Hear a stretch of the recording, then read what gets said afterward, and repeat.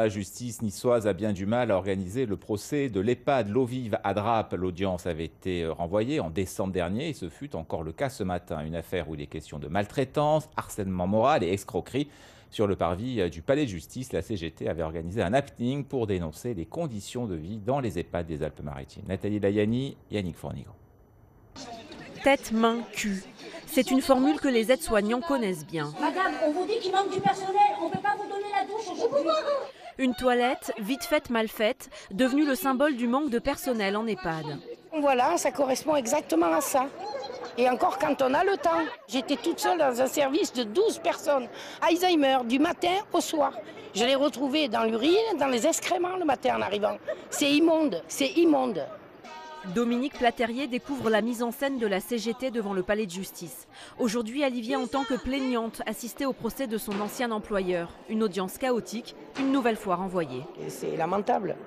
Lamentable, nous on vit avec 800 euros, quoi. C'est atroce, c'est atroce. Harcèlement moral, escroquerie, conditions d'hébergement indignes, les accusations sont nombreuses, difficile de démêler les responsabilités.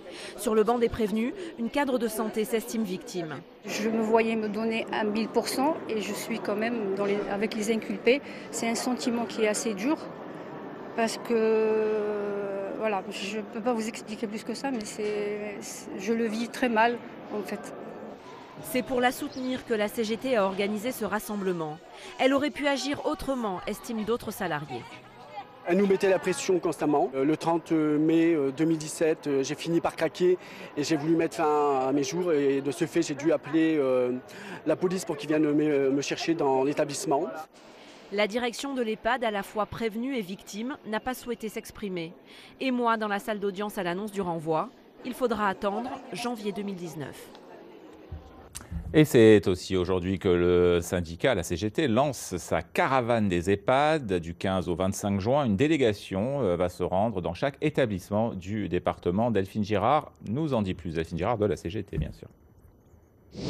La caravane des EHPAD, c'est quoi ? Il y a des équipes militantes qui vont s'organiser dans tout le département pour aller à la rencontre des salariés des 162 EHPAD du département qui continuent à travailler dans une grande souffrance. Qui participe à cette caravane ? Sont présents des salariés d'un petit peu toutes les maisons de retraite, publiques, privées, associatives ou lucratives. Aujourd'hui, les conditions de travail sont pénibles de partout. Pourquoi cette mobilisation ? On est bien déterminé à ce qu'à la rentrée, les débats sur les budgets sécu ou collectivités territoriales soient à la hauteur et comprennent nos revendications d'augmentation d'effectifs. C'est une urgence. À Nice, toujours autre manifestation qui a